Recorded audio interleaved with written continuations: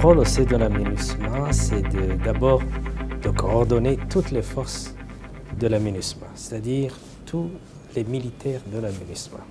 Veiller à tout ce qui concerne les opérations, tout ce qui concerne la vie d'un soldat, tout ce qui concerne les déploiements et tout ce qui concerne tout le boulot que le militaire de la MINUSMA devrait faire ici dans la mission.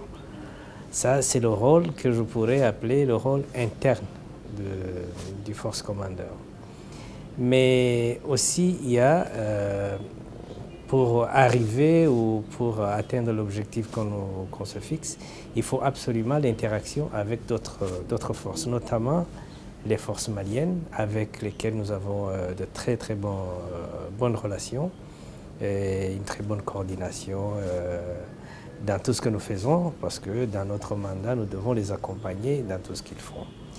À part ça, il y a aussi la collaboration et la coordination avec la force Serval, que nous travaillons ensemble, et aussi nous pouvons aussi encore une fois dire que nous sommes très contents d'avoir de très bonnes relations avec la force Serval. Et la troisième chose, c'est pour que nous puissions aussi réussir dans notre mission, c'est de travailler en étroite collaboration avec la population. Donc on essaie de travailler pour la population parce que c'est la raison pour laquelle nous sommes là, et en plus les approcher, travailler avec eux, être avec eux dans le but exactement de travailler ensemble pour arriver à remplir notre tâche et notre mission. Voilà en gros ce que j'appellerais mon rôle ici à la mission de la MINUSMA. Au 1er juillet 2013, il y avait une situation, comme vous le savez, qui n'était pas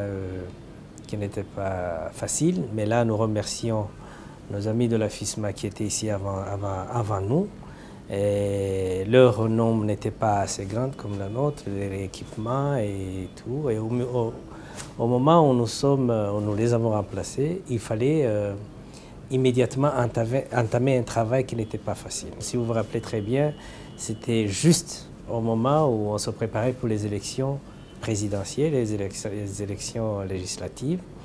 Ce que d'ailleurs nos amis de la FISMA avaient commencé, et je tiens encore une fois à le remercier d'un travail qui a été très bien fait, surtout aux côtés de Serval, et sans oublier un travail très remarquable qui a été abattu par la force Serval.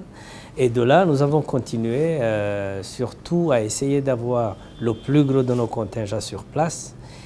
Et vous savez, le nord du Mali, c'est pas trop facile avec le climat et l'étendue. Donc il fallait absolument mettre les forces en position, les équiper, et dans tout ça, les équiper et les mettre en position en travaillant. Parce que la situation n'était pas tout à fait calme.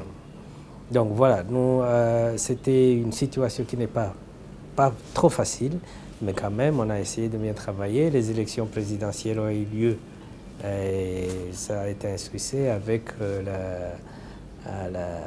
l'élection du président, son Excellence, le président Ibrahim Boubacar Keïta. Et après, il y a eu aussi les élections législatives qui sont passées très bien aussi. Et avec votre permission, encore une fois, je me permets de remercier tous les troupes qui ont jusqu'à présent essayé de bien travailler pour arriver à tous ces résultats. La MINUSMA n'est pas là pour faire la guerre parce que ce n'est pas le mandat de la MINUSMA. D'abord, ce n'est pas une force d'interposition, c'est une force qui est là pour accompagner le Mali, pour qu'il y ait stabilité. Et en plus, comme vous le savez, je voudrais vous donner l'exemple. Dans quelques jours, il y aura des pourparlers. Ça sera des pourparlers entre les fils du Mali. Donc, on n'est pas là à s'interposer ou à combattre les fils du Mali. Donc, on est là pour essayer de mettre les fils du Mali, les filles du Mali ensemble, à retrouver la stabilité, à retrouver la tranquillité dans ce pays. Et je crois que ce rôle, c'est ce que nous jouons, mais on ne joue pas un rôle de nous battre contre les Maliens. Mais il y aurait des Maliens qui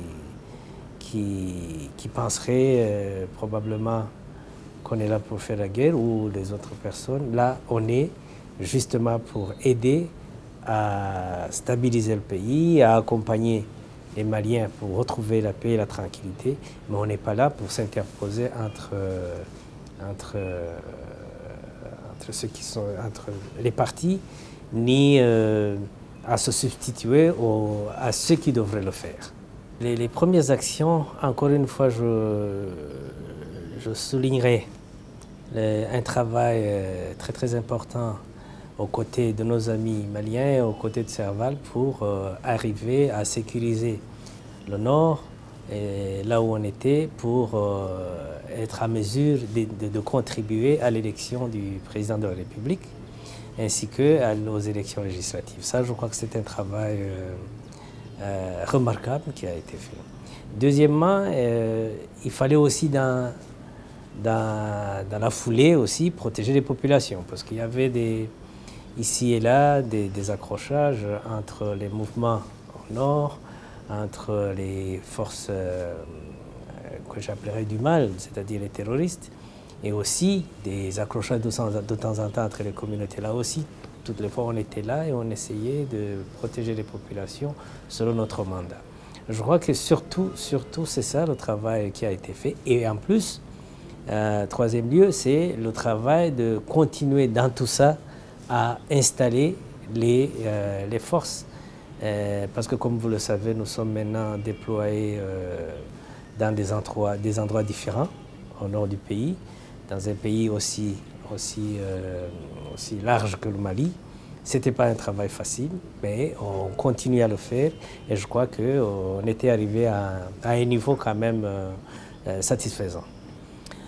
Je dirais que nous avons des sources de satisfaction parce que, comme je le disais, il y a un travail quand même remarquable qui a été fait. Et j'aurais même quelques regrets de ce qui s'est passé, et surtout quand on a la perte de gens et la perte des vies humaines, là il y a quand même de quoi regretter. Donc ce qui s'est passé le 17 mai, le 21, c'est quelque chose à regretter. Et surtout, encore une fois, on pourrait regretter la mort de nos soldats dans des différents coins du pays. C'est toujours pénible de perdre des soldats qui sont venus comme soldats de la paix et pour aider nos frères maliens à retrouver la stabilité, la tranquillité et la paix et se sacrifier dans ce sens. C'est une cause noble, mais quand même c'est une cause. La perte de ces soldats, c'est quelque chose de regrettable. Le message que je veux délivrer aux Maliens, d'abord, c'est un message de remerciement. Et remerciement de nous avoir acceptés, d'avoir vécu avec eux dans les moments difficiles, et aussi bien que dans les bons moments. Et nous sommes toujours avec eux. Et c'est la raison pour laquelle je prendrai cette occasion, sincèrement, de remercier de nous avoir accepté d'être avec eux, et leur demanderai même de faire tout pour travailler ensemble, de continuer à savoir que nous sommes ici juste pour eux. Nous sommes des frères. S'il y a même quelque chose qui ne va pas, on aura toujours des occasions à voir qu'est-ce qui ne va pas et comment trouver des solutions, mais de leur assurer notre bonne intention d'être toujours avec eux dans les moments difficiles, surtout, et que leur montrer notre fraternité et notre besoin de toujours travailler avec eux. Et j'en profiterai aussi pour remercier les forces armées maliennes avec qui nous travaillons ensemble d'une façon impeccable, ainsi que tout le monde épris de la paix au Mali, et toujours les assurer qu'au moment où ils auront besoin de nous, nous répondrons présents.